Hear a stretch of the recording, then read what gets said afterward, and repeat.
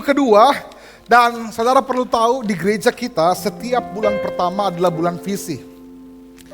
Gereja harus mengajarkan visi kepada saudara supaya saudara tahu gereja ini mau membawa saudara kemana dan sampai kepada apa saudara. Dan itu sebabnya di bulan pertama 4 minggu kita akan belajar tentang visi dan juga arah gereja kita. Minggu pertama Bapak Gembala mengajarkan tentang visi tahun 2026. Tahun ini Tuhan memberikan hati kepada Bapak Gembala sidang kita tentang membangun pemimpin. Saudara diharap gereja ini mampu memperlengkapi saudara supaya saudara hidup sebagai pemimpin-pemimpin dimanapun Tuhan taruh saudara. Di keluarga saudara bukan hanya suami yang berfungsi sebagai pemimpin, tetapi ibu rumah tangga juga adalah pemimpin, setidaknya baik untuk diri sendiri maupun untuk anak-anak. Setiap kita dipanggil untuk menjadi pemimpin. Itu sebabnya bulan-bulan yang akan kita lewati sepanjang tahun ini akan memperlengkapi kita tentang nilai-nilai kepemimpinan Kristen supaya saudara unggul dalam kehidupan sehari-hari. Yang mau katakan amin. Baik. Nah, minggu kedua boleh bantu saya, perlu dinyalakan lampu S2-nya supaya cukup terang.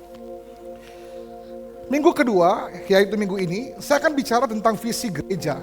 Izinkan saya memperkenalkan kepada saudara arah dan tujuan dari gereja ini. Saya tahu sebagian besar kita mungkin sudah cukup lama ada di gereja ini. Dan seperti layaknya kapal yang besar, semua kita ini dalam satu kapal yang sedang menuju ke satu tempat. Itu sebabnya hari ini saya akan memperkenalkan kepada saudara isi hati Tuhan buat gereja kita dan apa yang Tuhan mau untuk kita capai dalam gereja kita, setiap pribadi dalamnya, sehingga setiap kita tentu menghidupi kehendak Tuhan dalam kehidupan kita. Minggu depan, Bapak Gembala akan bicara tentang karakteristik gereja kita. Sehingga orang kalau nyebutin GBI Hope, apa yang mereka ingat, apa yang mereka tahu, apa yang mereka kenal dari gereja ini. Saudara juga perlu mengerti, kalau saudara di sini, saudara hadir di tempat ini, berjemaat tertanam di gereja ini, karakter-karakter apa yang akan saudara temukan di gereja kita. Dan yang terakhir, saya akan kembali bicara tentang nilai. Nilai itu adalah prinsip. Setiap orang perlu nilai, karena nilai itu yang membangun kehidupan kita. Kalau saudara bekerja dengan nilai kejujuran, maka kejujuran akan menolong saudara untuk dipercaya lebih banyak. Kalau saudara bekerja dengan nilai tepat waktu, saudara akan menerima penghargaan dari orang lain. Nilai itu membangun kehidupan kita. Nah, gereja ini juga punya nilai. Sehingga pelayan-pelayan di dalamnya dan jemaat-jemaat di dalamnya, semakin saudara tertanam dalam gereja ini, semakin tumbuh nilai-nilai yang kita bangun di dalamnya. Saudara semangat sepanjang bulan ini, katakan amin. Baik, minggu ini saya akan mulai dengan vision atau visi, sama-sama katakan visi. Tahukah saudara bahwa visi itu sangat penting untuk dimiliki semua orang? Saya coba cari penjelasan yang sederhana tentang apa itu visi. Boleh bantu saya timernya? Saya coba cari apa yang memudahkan saudara untuk memahami apa yang Tuhan maksud dengan visi. Sederhananya visi adalah gambaran yang jelas tentang begini. 2 kata yang penting, arah dan tujuan yang ingin kita capai. Semua orang harus punya arah dalam kehidupannya. Apa yang dia inginkan dan ingin dia capai. Semua orang harus punya tujuan kemana hidup ini akan pergi dan beranjak. Saudara kalau pergi ke satu tempat, saudara hanya akan sampai ke tempat yang saudara harapkan kalau saudara punya tujuan. Satu kali ada seorang yang hilang di tengah hutan. Kemudian dia mencari jalan keliling. Kemudian dia ketemu satu rumah yang besar. Rumah tua, rumah kayu, lalu dia lari menuju rumah itu. Dan dia bertanya, "Pak, tolong saya tersesat." Keluar dari rumah itu seorang bapak bilang begini, "Sebenarnya bapak ini mau kemana?" Bapak itu saat itu bilang begini, "Saya nggak tahu mau kemana. Saya hanya tersesat." Kemudian bapak yang di rumah itu kan bilang, tuan rumah bilang begini, "Kalau begitu, kemanapun bapak pergi, bapak tidak akan sampai kemana-mana. Karena bapak nggak punya tujuan." Kalau saudara punya tujuan, perhatikan baik. Saudara akan mengupayakan segala cara untuk sampai ke tujuan itu. Nah, sebentar saya akan jelaskan kenapa tujuan dan visi itu penting. Tapi Amsal 29 ayat 18a, Alkitab katakan begini. Bila tidak ada wahyu, dalam terjemahan bahasa Inggrisnya menggunakan kata visi. Jika tidak ada visi, menjadi liarlah rakyat. Kalau hidup kita gak punya tujuan, hidup kita gak punya arah, maka kita akan menjadi liar. Dalam bahasa Inggris, kata liar di situ diterjemahkan lebih buruk, saudara. Jika tidak ada visi, maka binasalah rakyat. Tahu binasa? Binasa itu adalah kematian kekal. Binasa itu adalah kehancuran, saudara. Satu bangsa tanpa visi akan mengalami kehancuran. Saudara tahu, kalau hidupmu tidak memiliki visi, engkau hanya akan berakhir pada kehancuran. Kalau keluarga kita tidak punya tujuan, keluarga kita akan berakhir pada kehancuran. Itu sebabnya rasanya tidak terlalu berat di awal tahun kita bicara tentang visi atau tujuan. Supaya saya berdoa sepanjang tahun ini saudara menemukan tujuan-tujuan Allah yang Tuhan ingin taruh dalam kehidupan saudara. Katakan amin. Saudara perlu tentukan tujuan apa yang Tuhan mau taruh dalam usaha saudara tahun ini. Tujuan apa yang Tuhan mau taruh dalam keluarga saudara tahun ini. Akhir tahun saya gandeng istri saya, Elijah sudah tidur. Saya berdoa dan kami bilang, Tuhan, kami mau tahun ini Tuhan berikan musim di mana kami boleh bersyukur setiap hari. Apapun situasi dan kondisi kami. Kami minta hati yang bersyukur, hati yang mau berterima kasih kepada Tuhan, menikmati proses-proses kehidupan kami. Terus saudara perlu taruh tujuan dalam keluarga saudara. Saudara mau membesarkan anak-anak yang takut akan Tuhan, anak-anak yang berhasil dalam kehidupannya.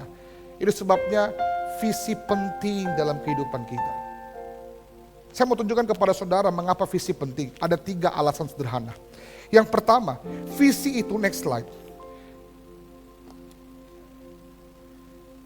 Visi itu menghindarkan kita dari disorientasi hidup. Disorientasi hidup itu artinya hidup tanpa tujuan yang tidak jelas.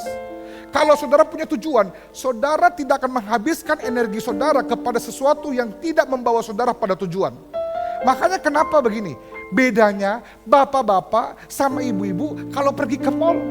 Saudara bisa bayangkan? Karena kalau bapak-bapak jelas. Pergi jam 10 masuk mall ke toko buku. Dia udah tahu kalau mall Mari pintunya sebelah mana, liftnya sebelah mana, toko bukunya sebelah mana.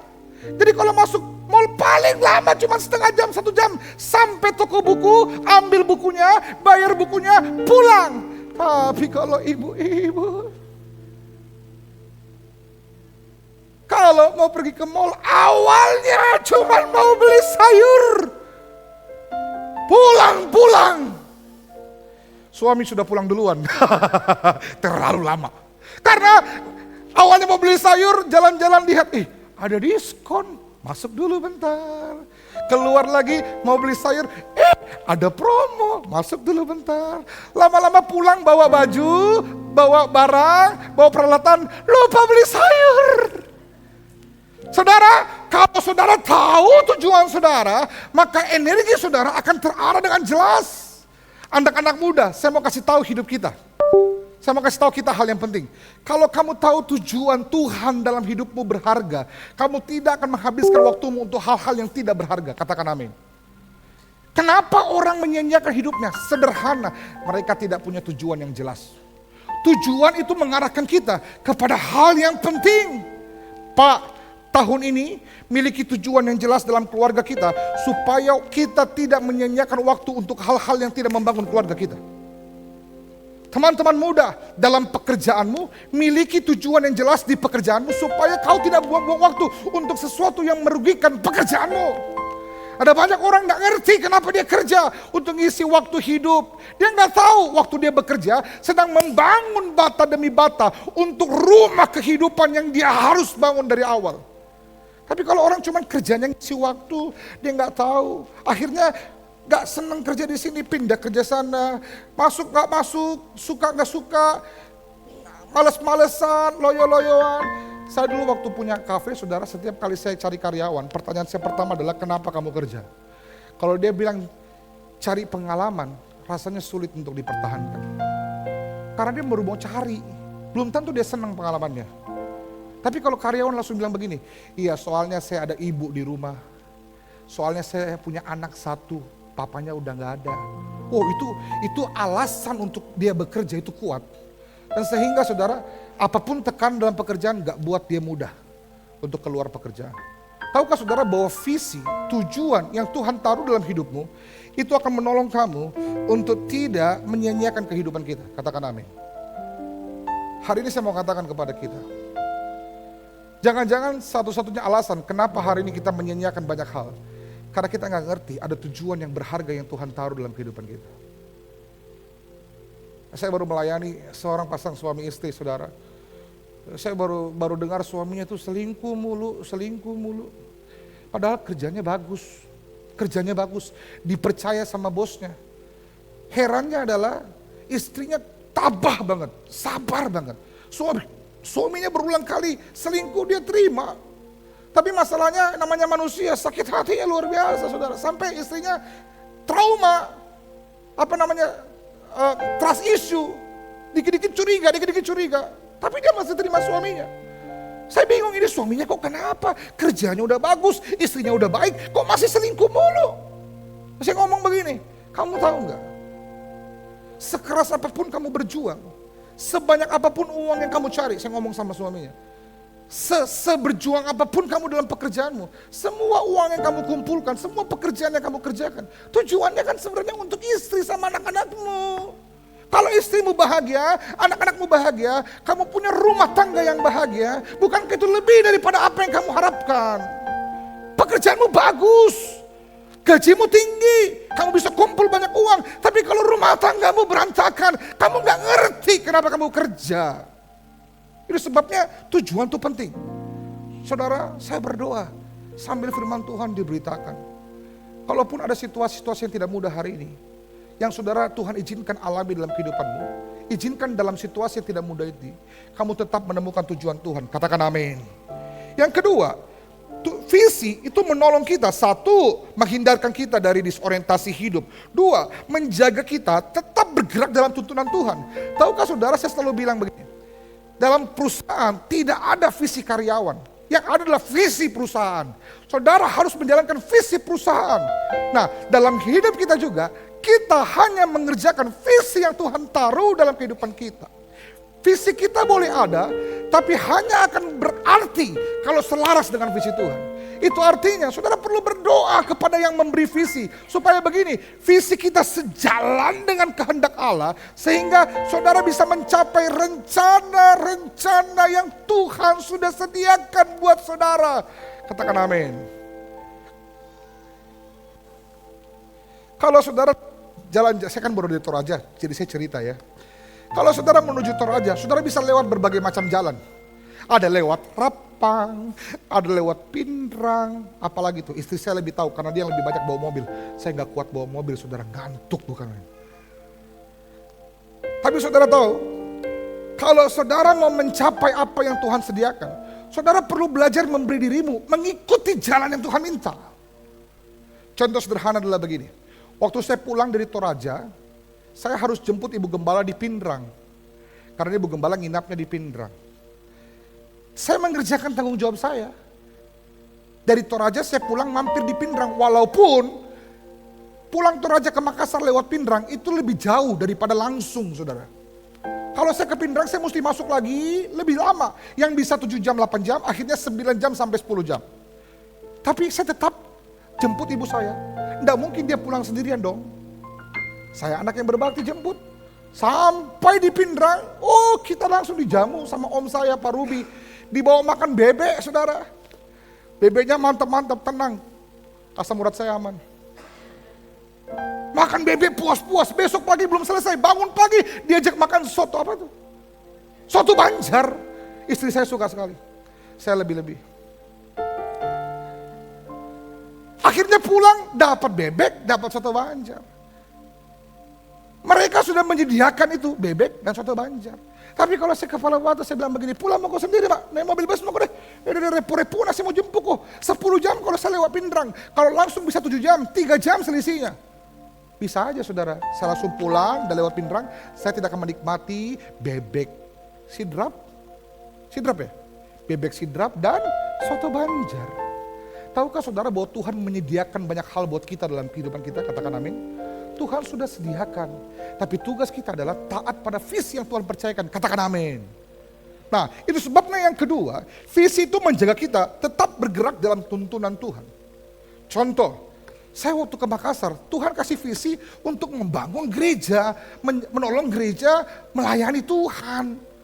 Nah Semua yang tidak menolong saya untuk sampai pada tujuan Tuhan, itu nggak boleh lebih besar daripada tujuan Tuhan. Saudara tahu kan, saya dipercayakan usaha. 1 tahun pertama, hampir setiap hari saya menangis. Kenapa? Saya merasa saya pulang untuk melayani, tapi setiap hari saya hitung nota. Hitung selisih. Loh kok saya pulang untuk usaha? Saya kesel banget, saudara. Tapi singkat cerita, usaha diberkati. Beri ruang itu waktu awal-awal lumayan juga, saudara. Saya hampir gelap mata juga, jadi pengusaha enak juga. Tapi saya nggak boleh lebih berusaha daripada lebih melayani. Karena saya tahu Tuhan panggil saya untuk melayani. Saudara mengerti? Katakan amin. Kalau saudara tahu tujuan saudara, saudara tidak akan mengerjakan segala hal yang lain yang tidak Tuhan minta. Sekalipun itu lebih baik, menurut saudara. Sekalipun itu lebih baik bagi saudara. Ke Papua, maafkan saya. Ke Papua, saudara tahu pekerjaan di Papua mungkin menghasilkan lebih banyak. Tapi Tuhan kasih visi untuk saudara membesarkan anak-anak. Mengasihi anak-anak, membangun keluarga yang kuat. Saudara nggak bisa bangun keluarga yang kuat, mengasihi anak-anak saudara. Kalau saudara tinggal di Papua, anak saudara di Makassar. Saudara mengerti maksud saya? Visi itu membantu saudara, menolong saudara untuk mengerjakan apa yang Tuhan minta. Yang ketiga, mengapa visi penting? Menghindarkan kita dari disorientasi hidup, menjaga kita tetap bergerak dalam tuntunan Tuhan. Yang ketiga, menolong kita tetap bangkit setiap kali kita jatuh. Tahukah saudara bahwa tujuan dan visi itu kekuatan? Tujuan dan visi itu kekuatan. Dalam pernikahan saudara, setiap kali saudara lemah, lihat suami, lihat istri, ingat kenapa saudara menikah. Tujuan saudara menikah.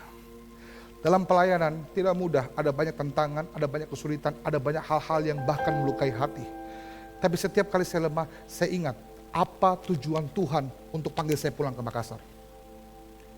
Tujuan itu akan menolong kita kembali bangkit setiap kali kita jatuh. Mungkin saya sudah khotbahkan. Yesus waktu menuju salib berulang kali dicambuk, saudara ingat? Berulang kali dia jatuh. Setiap kali dia jatuh dia bangkit lagi. Setiap kali dia jatuh dia bangkit lagi. Dia hampir mati tapi dia gak biarkan dirinya mati di jalan. Dia angkat tubuhnya, dia angkat salibnya. Dia bangkit, kenapa? Perhatikan baik. Karena Yesus tahu dia tidak boleh mati tengah jalan. Dia harus mati tergantung di atas kayu salib. Hanya dengan cara itu kita diselamatkan. Jadi kalau dia mati di jalan, kita gak diselamatkan. Dia angkat tubuhnya karena dia punya tujuan buat kita. Nah, saya nggak tahu seberat apa kehidupan kita. Kalau saudara tahu ada tujuan yang berharga, saudara tidak akan mudah menyerah, katakan amin. Rumah tangga kita tidak mudah, tapi kita tahu kita berjuang buat suami, buat anak-anak kita. Maka seberat apapun kondisi ekonomi, kita tidak akan putus asa. Kita bangkit untuk berjuang buat keluarga kita. Saudara harus mengerti tujuan saudara, supaya ada kekuatan buat saudara. Teman-teman muda, kau merantau begitu jauh, kau tinggalkan keluargamu, kau tidak sadar bahwa keluargamu mengupayakan segala cara supaya kamu bisa kuliah, supaya kamu punya kehidupan, supaya kamu punya masa depan. Saya mengerti kuliah kamu tidak mudah hari ini. Dosenmu bukan main menjengkelkan. Tapi saya mau kasih tahu kita, kalau kamu ngerti tujuan kamu kuliah, kamu tidak akan mudah menyerah.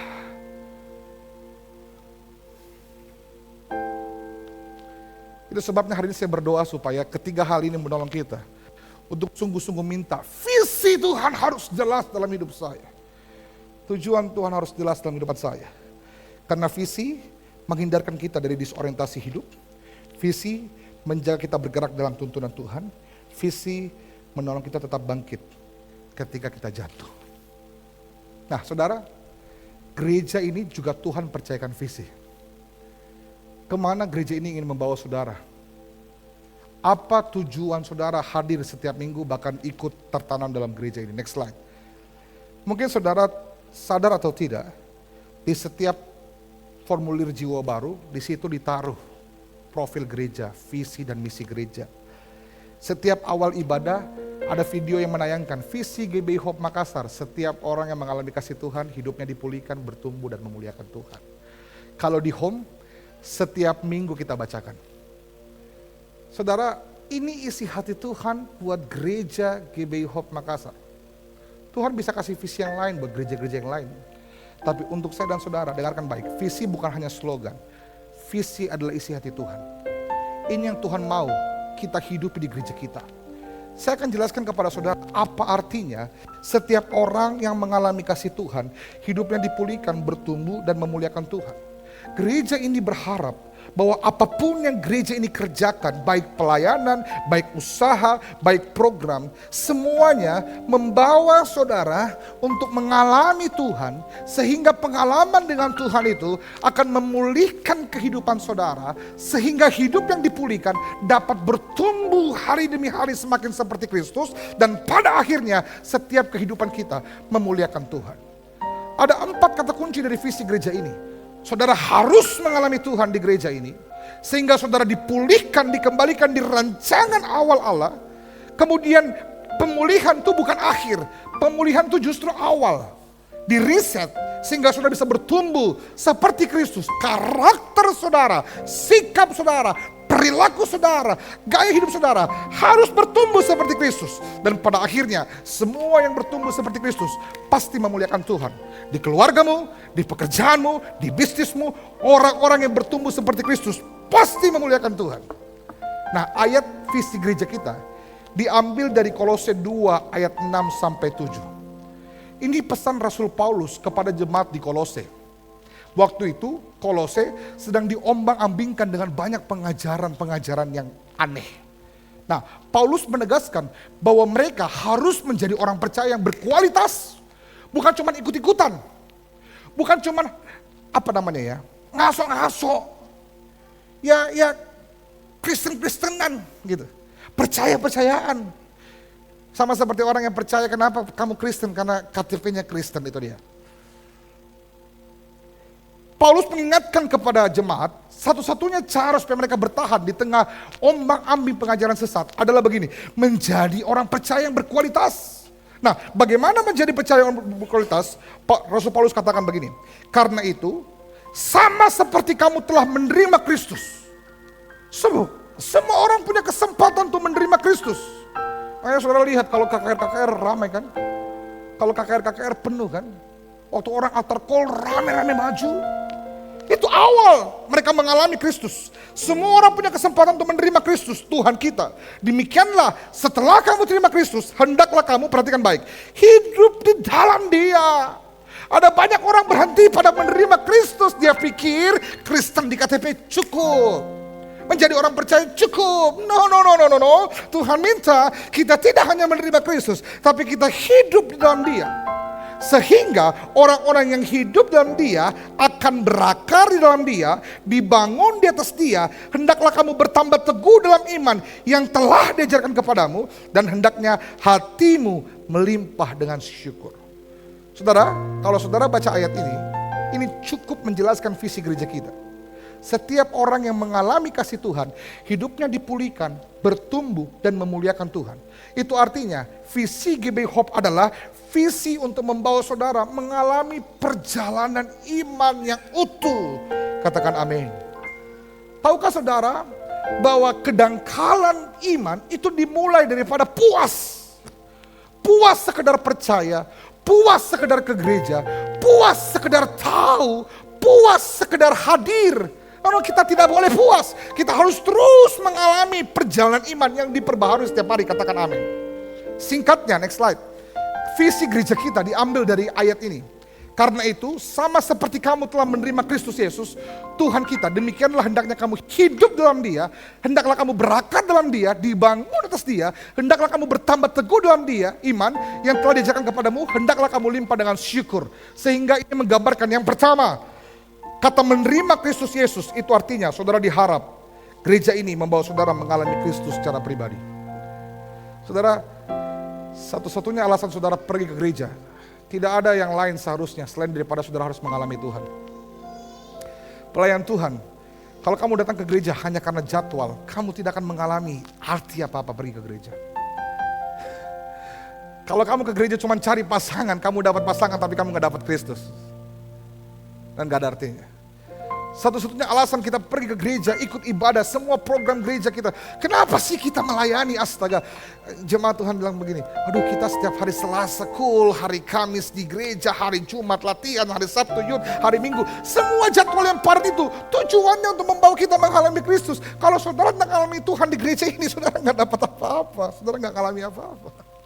Makanya yang pertama, gereja ini berusaha mendorong saudara, membawa saudara melalui pemberitaan firman, melalui program gereja, melalui MPPD doa malam, melalui komsel, melalui youth, melalui ibadah wanita, supaya semua yang gereja kerjakan ini, saudara mengalami Yesus secara pribadi, katakan amin. Yang kedua, kata hidup dalam dia, itu adalah pemulihan setiap hari. Pemulihan tidak boleh hanya terjadi satu kali. Makanya kenapa kita adakan Hope Healing Camp setiap tahun. Karena begini, hari ini kita sembuh, belum tentu besok kita sembuh. Hari ini kita sehat, belum tentu tahun depan kita sehat. Hari ini kita ceria, belum tentu kita sukacita. Saudara harus pastikan orang yang pulih itu setiap hari. Makanya jangan puas. Ada banyak orang bilang begini, Hope Healing Camp, berarti kami dengar materinya sama Ji. Firman Tuhan yang saudara baca juga tidak pernah berubah. Tetap selama-lamanya. Tapi apa yang saudara baca setiap hari memberikan rema yang baru buat saudara. Karena Tuhan bisa bekerja dengan cara apapun. Gereja ini konsentrasi kepada saudara. Supaya saudara mengalami pemulihan. Yang berkelanjutan. Kita nggak tahu setiap hari iblis punya kesempatan untuk taruh apa dalam hati kita. Itu sebabnya cara terbaik gereja untuk menolong saudara adalah begini. Memastikan saudara pulih setiap hari. Firman Tuhan yang diberitakan harus memulihkan saudara. Komunitas sel di gereja ini harus jadi tempat pemulihan. Makanya di Home Makassar kita selalu bilang, kenapa kita saling mendoakan di Home Makassar? Kita bilang begini, kalau kamu mengaku dosamu dan kamu saling mendoakan, maka kamu akan disembuhkan. Kenapa di Home kita selalu saling mendoakan? Saudara, ada yang bingung, malas ku pergi di Home disuruh berdoa. Saudara kalau tidak ngerti di youth, setiap hari Sabtu, setelah ibadah, saya minta semua berdoa. Kalau saudara di komsel, di kul, saudara ngerti. Di kul juga kita berdoa, saling mendoakan. Karena kita bilang, barang siapa yang mengaku dosanya dan saling mendoakan, maka dia akan disembuhkan. Gereja ini mau saudara pulih, katakan amin. Yang ketiga, pulih bukan akhir, pulih itu awal. Kalau saudara mau bangun rumah, pondasinya mesti jelas, tanahnya mesti kuat. Nggak bisa bangun rumah di atas pasir. Pasir harus dipadatkan dulu. Pemulihan itu bicara tentang dasar, tapi pertumbuhan itu dibangun. Makanya dikatakan begini, hendaklah kamu hidup dalam dia, berakar dalam dia, dibangun atas dia, hendaklah kamu bertambah dalam teguh dalam iman. Nomor 3, visi kita bicara tentang pertumbuhan. Di gereja ini saudara diharap saudara mengalami pertumbuhan. Maafkan saya, kalau cara saudara bicara sama istri sejak pertama kali masuk gereja ini dan sampai hari ini tidak pernah berubah, tidak ada yang bertumbuh dalam hidup saudara. Bersyukurlah kami di youth, Pastor Victor, Pastor Agi, dan teman-teman leader semuanya, kita menemukan orang-orang yang betul-betul mau dimuridkan mengalami pertumbuhan. Karakter yang diubahkan, sikap yang diperbarui. Saya yakin kita gak bisa mengaku, tapi kalau saudara sungguh-sungguh, istri saudara akan mengaku. Suami saudara akan mengaku. Ada perubahan yang mereka lihat dalam kehidupan saudara. Dan itulah tujuan dari gereja ini. Membawa saudara mengalami Kristus, hidup saudara dipulihkan, dan ada pertumbuhan-pertumbuhan. Karakter, sikap, pikiran kita menjadi seperti Kristus. Dan yang keempat, semua dari itu, di ayat terakhir dikatakan, hatimu melimpah dengan syukur. Apa yang dalam hati firman Tuhan katakan terpancar keluar. Saudara akan menemukan bahwa orang-orang di sekitar saudara menikmati kehidupan saudara. Itu artinya hidupmu memuliakan Tuhan. Saudara, saya kalau merenungkan visi yang Tuhan taruh di gereja kita, betapa indahnya hati Tuhan buat kita.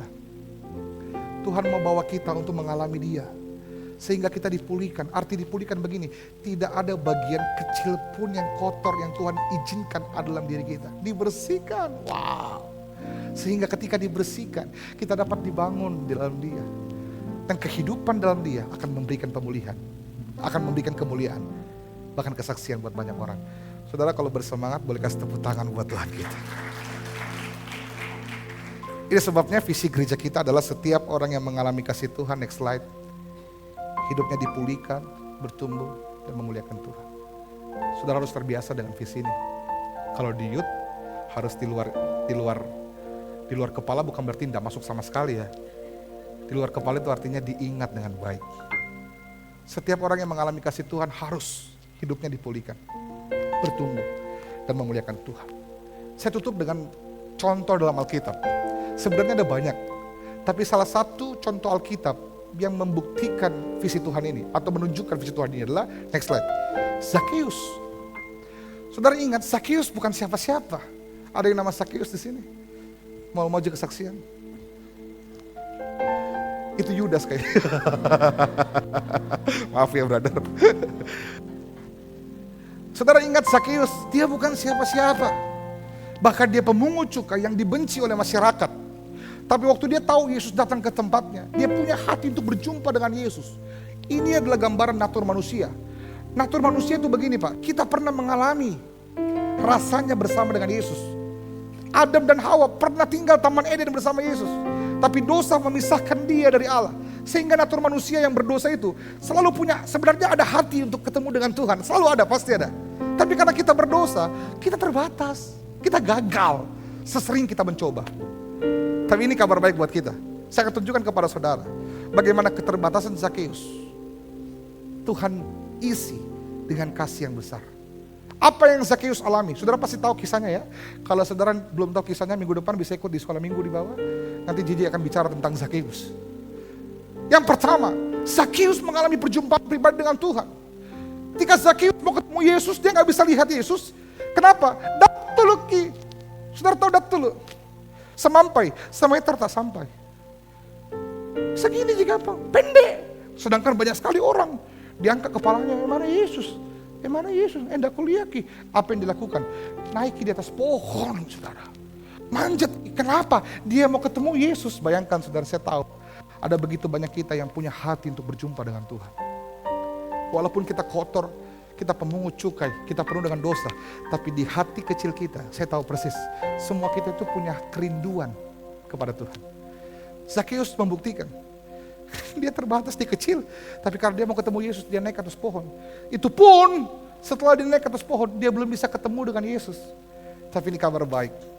Bukankah memang Yesus mengizinkan kita berjumpa dengannya? Bukan karena kemampuan kita, tapi karena inisiatif dia.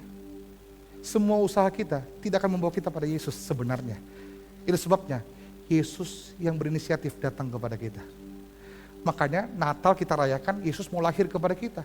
Kenapa? Karena kita gak akan pernah sampai pada dia. Zakheus sudah pajak pohon, dia gak bisa ketemu Yesus. Tapi Yesus penuh kasih, dia tahu ada Zakheus di situ. Maka apa yang terjadi? Kita katakan, Yesus sampai di tempat itu, dia melihat ke atas dan berkata, Zakheus, cepat turun. Hari ini aku akan menumpang di rumahmu. Pak, di tengah begitu banyak orang, Yesus melihat Zakheus. Tahukah bahwa di gereja ini sebanyak apapun jemaat Tuhan, semua kita akan selalu dikenal dengan nama kita.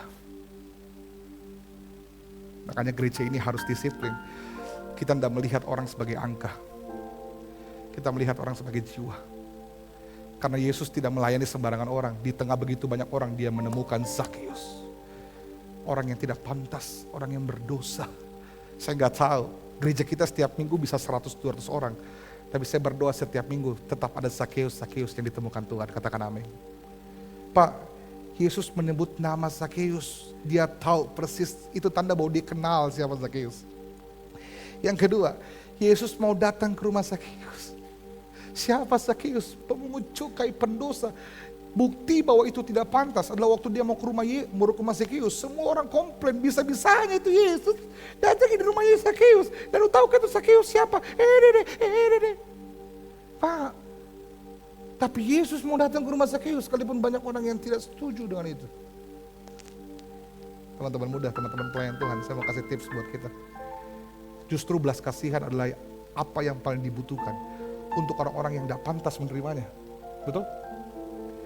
Ada banyak orang yang tidak pantas menerimanya di gereja ini. Makanya kalau saudara tahu isi hati saya, ada banyak orang yang seharusnya kita tidak percaya di gereja ini. Sudah lama kita buang dalam arti begini, ini orang tidak bisa dipercaya, ini orang merugikan. Dia tidak pantas dipercaya. Tapi hati saya besar buat mereka. Itu sebabnya walaupun anak-anak bilang, Kak balak sekali gitu Kak. Asli kan itu. Pintu gereja ini tidak pernah tertutup untuk siapapun. Katakan amin. Karena Yesus mau datang ke rumah Zakheus. Itu tanda bahwa belas kasihan dan kemurahan memang diperlukan bagi orang-orang yang tidak pantas menerimanya. Yang ketiga, Yesus mendekat kepada Zakeus, bukti bahwa kita nggak akan pernah sampai pada Yesus kecuali Yesus yang mendekat pada kita. Yang pertama, saudara perhatikan apa yang Zakeus alami. Dia berjumpa dengan Kristus. Dia berjumpa dengan Tuhan. Pak, Bu, saya mendorong saudara di gereja ini, berjumpalah dengan Tuhan. Berjumpalah dengan Tuhan. Alami Tuhan secara pribadi. Jangan cuma ngisi waktu hari Minggu pagi, masa Kristen kita pergi ke gereja. Nah, cari Tuhan setiap minggu, Pak. Dengarkan baik, caramu masuk di gedung ini menentukan perjumpaan pribadimu. Orang kalau masuk udah loyo-loyo, baru bangun. Belum mulai. Masih sempat pergi toilet. Oh ya, mau mulai. Saudara tidak ada gairah ketemu Tuhan. Bagaimana saudara bisa ketemu Tuhan? Ada satu jemaat yang saya tahu persis. Setiap dia hari Minggu masuk, shalom, shalom semua deh, salam, shalom, shalom. Dia duduk di kursinya, haleluya. Itu gairah untuk ketemu Tuhan. Saudara harus berjumpa dengan Tuhan, katakan amin.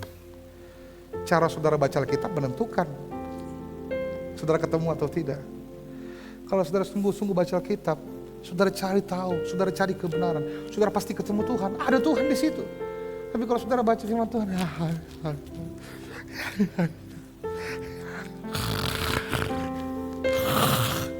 saudara mau ketemu siapa itu? Itu sebabnya yang pertama, saudara harus pastikan setiap kita harus ketemu Tuhan dimanapun Tuhan bawa kita, katakan amin. Di cool ketemu Tuhan, di pelayanan ketemu Tuhan, di doa malam ketemu Tuhan, hari Minggu ketemu Tuhan.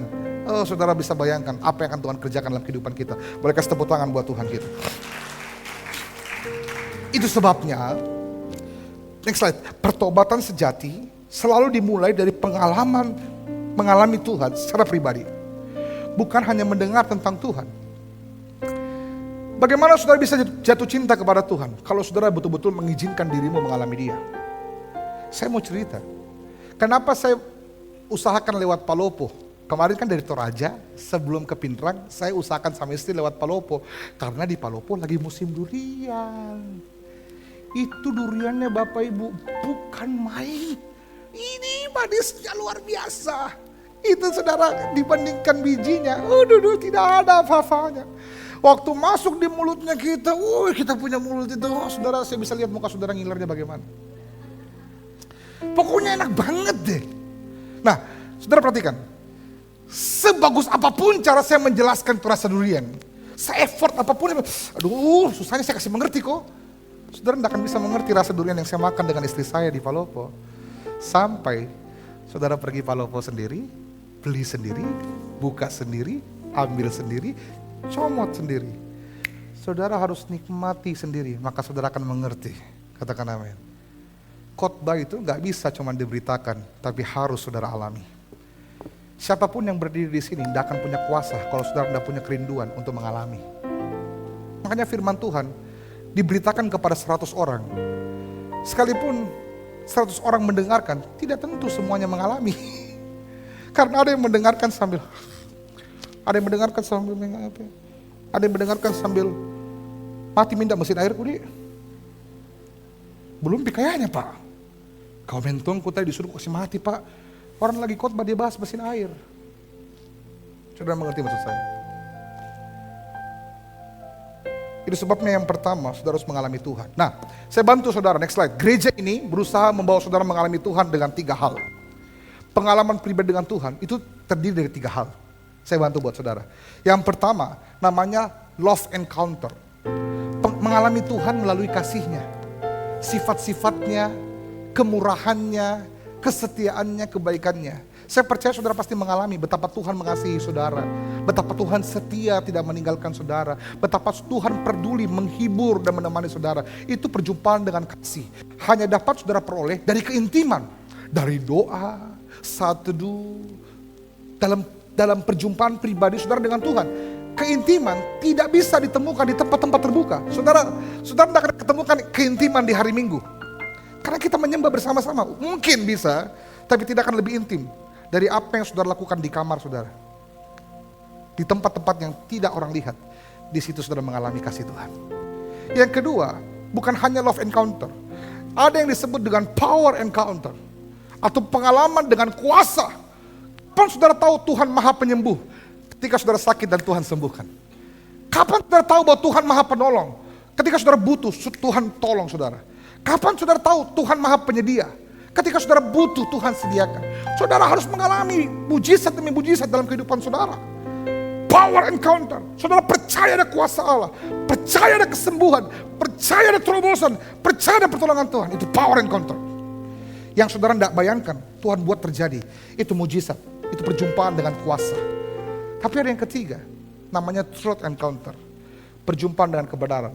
Maka kamu akan menerima kebenaran dan kebenaran itu akan memerdekakan kamu. Tahukah saudara bahwa firman-firman yang saudara dengarkan tiap minggu, itu adalah isi hati Tuhan buat saudara?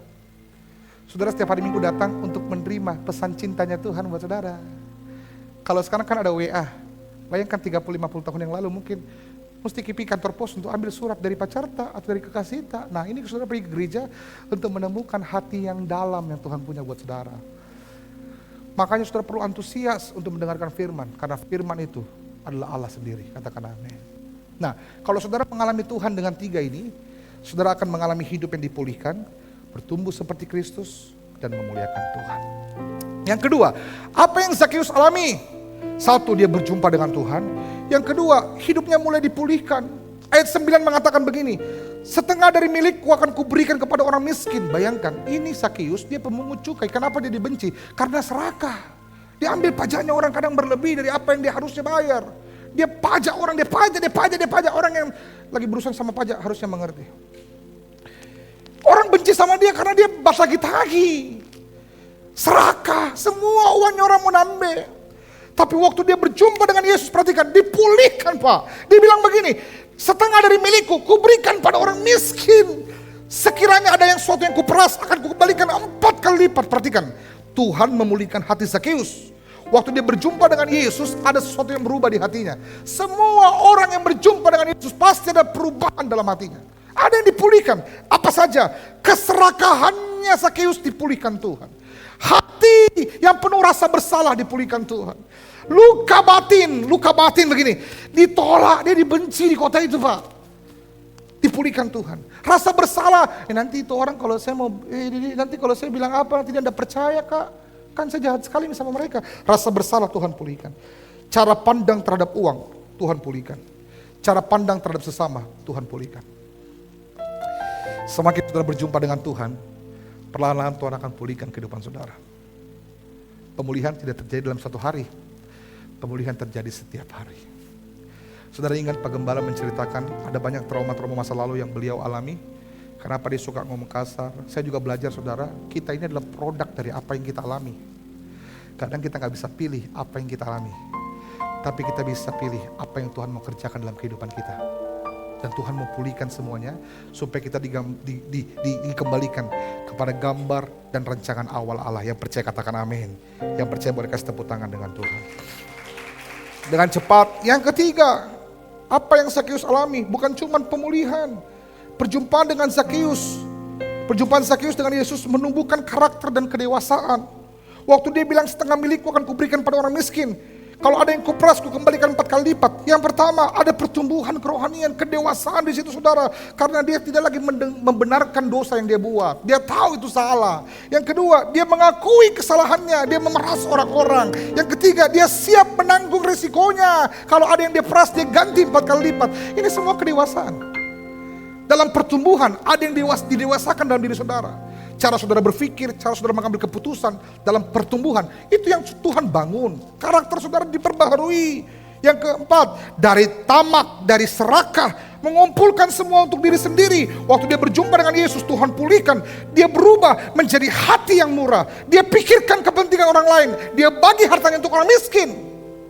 Saudara lihat betapa dahsyatnya perjumpaan pribadi dengan Tuhan. Merubahkan Zakeus. Dan saya percaya kalau di gereja ini saudara bertemu dengan Tuhan, saudara izinkan Tuhan pulihkan, saudara pasti bertumbuh, katakan amin.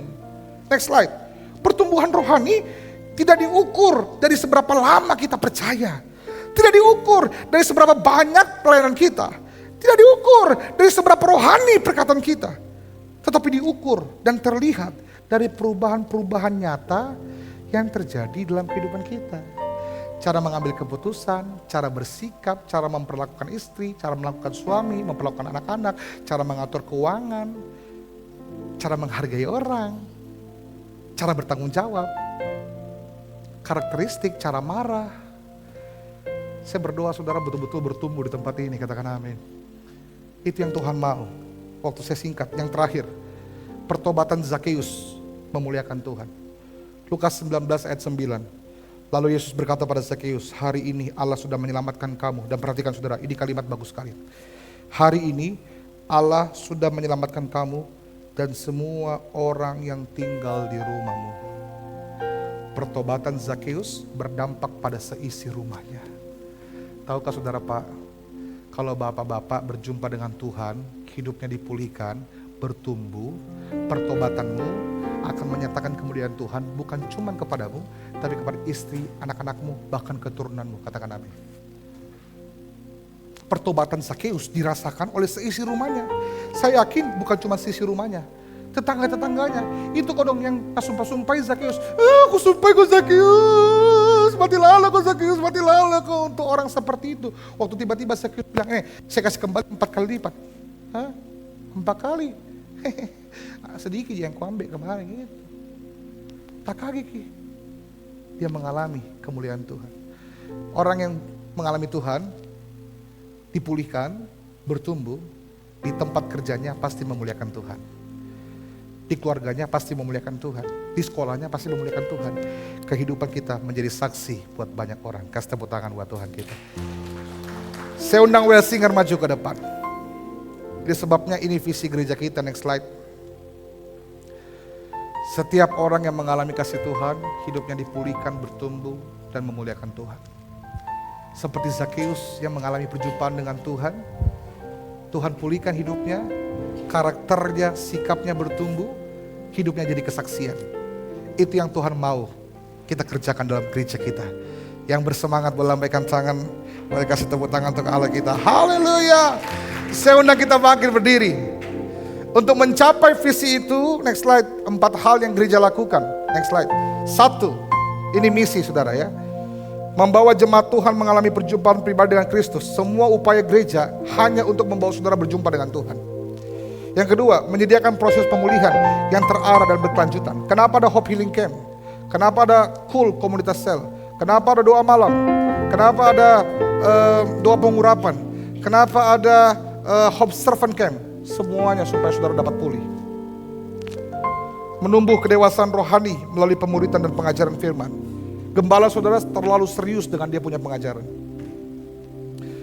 Pak Gembala itu suka marah kalau yang berdiri di mimbar ini, enggak jelas dia ngomong apa. Makanya kalau saudara punya gembala yang serius sama pengajaran, bersyukurlah saudara. Karena pengajaran dan pemuritan yang kita kerjakan akan menumbuhkan kedewasaan rohani.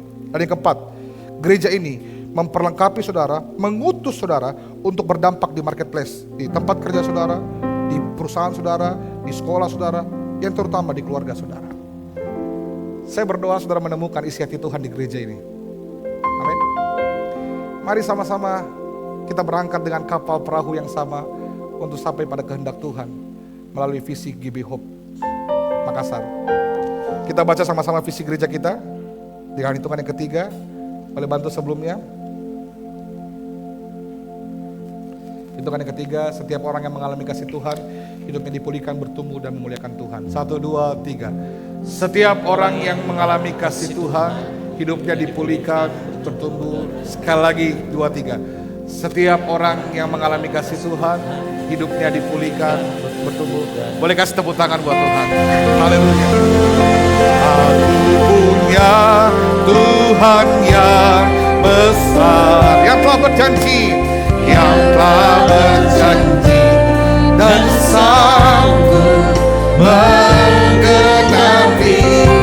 Aku bersepakat percaya kuasa-Nya. Ku terima kemenangan. Mari beri tepuk tangan yang paling meriah buat Allah kita. Haleluya. Aku punya Tuhan